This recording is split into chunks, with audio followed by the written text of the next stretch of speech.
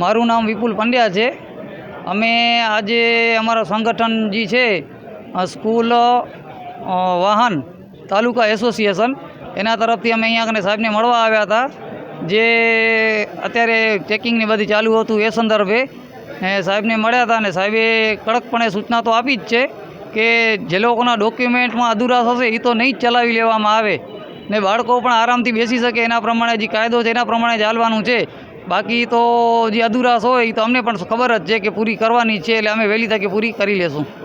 માંગ અમારી જે હતી ને અત્યારે જે ચેકિંગ થાય છે તે હમણાં સાહેબને મળવાનું હતું કે તો ભાઈ થોડોક અમારા પાસે ટાઈમ ટેબલ હોય તો અમે બધું કરાવી લઈએ। તો સાહેબે કીધું છે કે ડોક્યુમેન્ટ તો નહીં હાલે, ડોક્યુમેન્ટ જે લોકોના પૂરા છે એ લોકો તમે જાઓ એનામાં કાંઈ વાંધો નથી, ડોક્યુમેન્ટની અધુરાશ હશે એ લોકો ઉપર તો કાર્યવાહી તો રહેશે જ। એ હજી અમારે સર્વે કરવું પડશે, હજી અત્યારે અમે એ સર્વે નથી કરી શક્યા કે કેટલા જણાનું બાકી છે એ હજી અમે બધે ભેગા થઈને અમે હજી અત્યારે સર્વે કરી લેશું। એ દરેક સ્કૂલના બધે આગેવાનો છે એ પર્સનલી એકબીજાને અમે ફોન કરીને પૂછા કરી લેશું કે ભાઈ તારી સ્કૂલમાં કેટલા છે, તારી સ્કૂલમાં કેટલા છે। તો એનું બાળકોની સંખ્યા પ્રમાણે હજી અમારી કોઈ ચર્ચા થઈ જ નથી।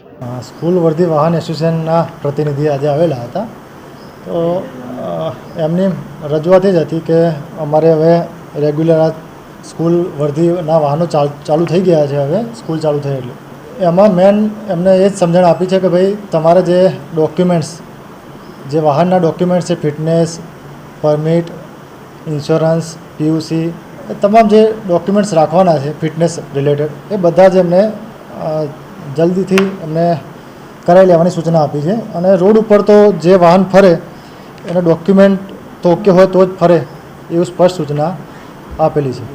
વધુમાં એમને બાળકોની સલામતી માટે ખાસ એમને ભાર આપેલો છે કે નાના બાળકો ભૂલથી બી હાથ બહાર ના કાઢે, બરાબર, એના માટે જે જાળીની એક નિયમ છે પરિપત્રમાં, એ જાળી ખાસ લગાવે। રિક્ષા હોય તો જાળી એની જમણી બાજુ ખાસ હોવી જોઈએ, બંધ હોવી જોઈએ।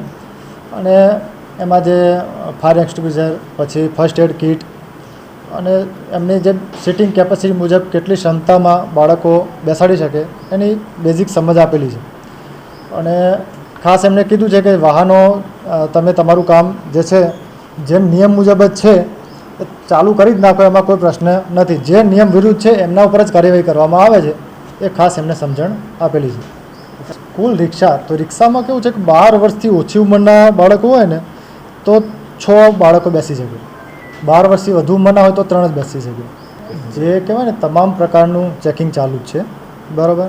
પણ અત્યારે હાલ જ્યારે સ્કૂલ ચાલુ થઈ છે ને ત્યારે સ્કૂલના બાળકોની સેફટી માટેનું અત્યારે સ્પેશિયલ ડ્રાઈવ ચાલે છે। બાકી જે જનરલ ચેકિંગ છે ને ઓવરલોડ રિલેટેડ હોય કે ઓવર ડાયમેન્શન હોય કે પછી પેસેન્જર બસનું લગતું એ તમામ ચેકિંગ થઈ રહ્યું છે અને થશે જ।